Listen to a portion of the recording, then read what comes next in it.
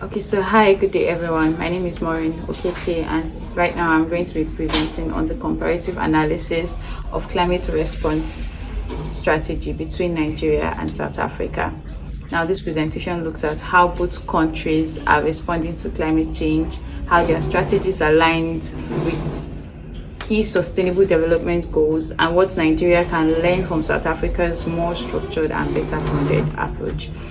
Now I have some outline here that we'll be looking at. We'll be covering the Nigerian's climate strategy, South Africa's climate strategy, comparative economic implications of their strategies. We're going to be evaluating their strategies as against SDG 13, as against SDG 7, and also against SDG 8. And we're also going to be looking at the overall sustainability assessments of the strategies of the two countries, and also some recommendations for Nigeria. Alright, so let's go into this, and let's start by looking at Nigerian's climate strategy. Now, Nigerian's plan is to cut emissions by up to 47% by the year 2030. Now, the key sectors are energy, oil and gas, and agriculture. The energy transition plan targets net zero emissions by the year 2060 and aims for 30% renewable energy by the year 2030. Now, gas has been targeted to be used as the transition fuel while reducing gas flaring. And now looking at South Africa's climate strategy. For South Africa, they aim to reduce emissions to 350 to 420 megatons carbon dioxide equivalent by 2030, focusing mainly on electricity.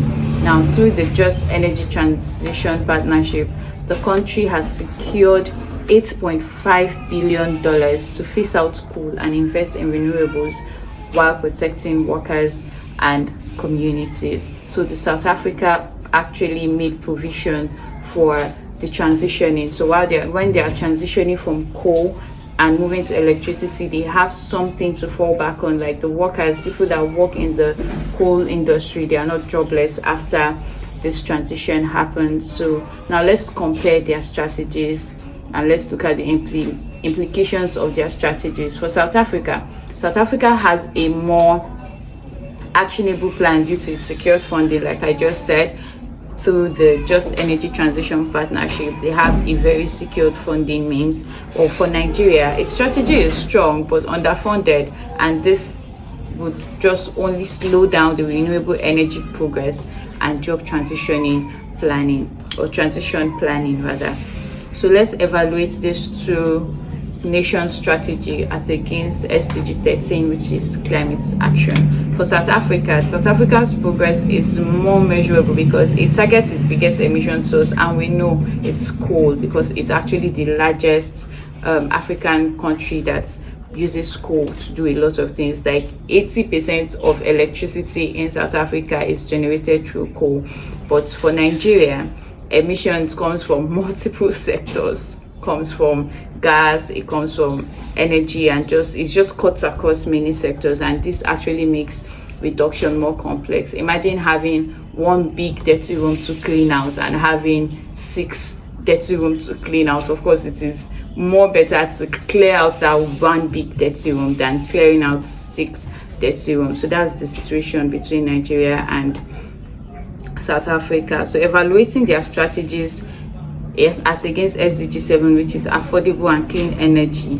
Nigeria aims to improve energy access, but affordability and reliability remains issue.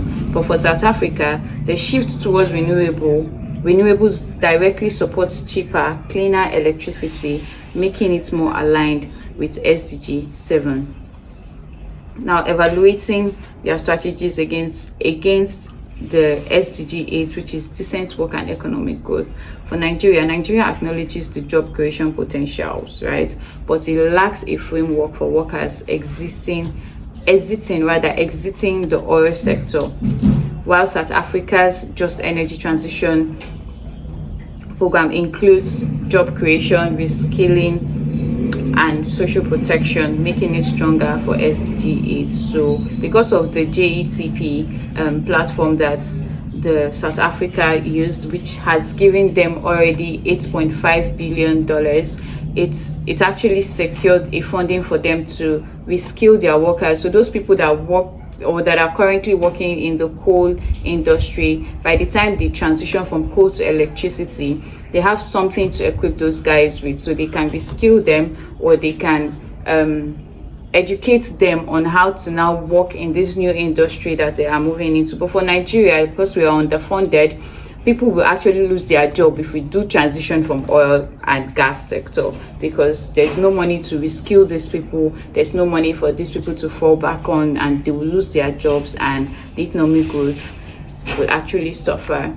So let's look at the overall sustainability assessment of this strategy, the strategy of these both countries. So for Nigeria has a visionary long-term pathway, yes, but however, South African strategy is more integrated and actionable because it combines environmental, economic, and social strategies with a funded framework. Now, what are the recommendations for Nigeria? What can Nigeria learn from South Africa? Nigeria should develop a just transition framework to support affected workers and communities, just like South Africa did, especially in the Niger Delta, because that's where the oil is. Nigeria should also secure a large-scale international financing partnership similar to JETP. Another recommendation for Nigeria is that Nigeria needs to move from policy to real bankable projects by improving governance. Finally, transparent stakeholder engagement is necessary. So Nigeria has to carry all the stakeholders involved in this transitioning along, because we need to build public trust and ensure a fair transition.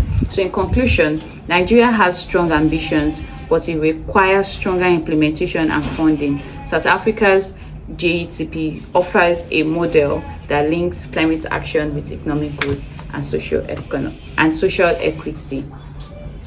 So with this very short presentation, I hope you've been able to understand the comparison between Nigeria and South Africa in their transition from a high carbon economy to a low carbon economy. Thank you. How many